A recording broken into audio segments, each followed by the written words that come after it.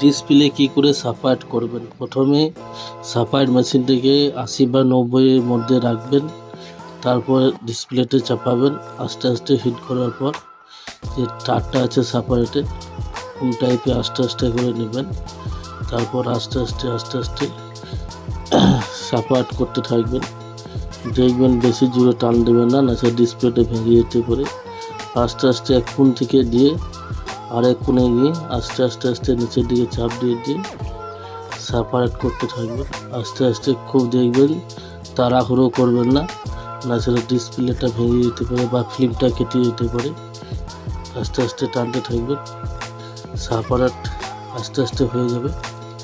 আস্তে আস্তে হিটটা দেখবেন 80, 85 বা 90 এর মধ্যে রেখে টানবেন। আস্তে আস্তে সাপারেট হয়ে যাবে। দেখছেন কীভাবে আমি করছি। আস্তে আস্তে আবার ঢুকবেন তারটাকে কোণ থেকে এবং আস্তে আস্তে সাপারেট করে ফেলবেন। বাস আস্তে আস্তে হয়ে গেলে আস্তে করে উপর দিকে উঠাবেন এবং ডিসপ্লেতে চলে যাবে, ফার্স্ট ক্লাস সাপারেট হয়ে যাবে। আমার ভিডিওটা যদি ভালো লাগে লাইক সাবস্ক্রাইব করবেন। ধন্যবাদ।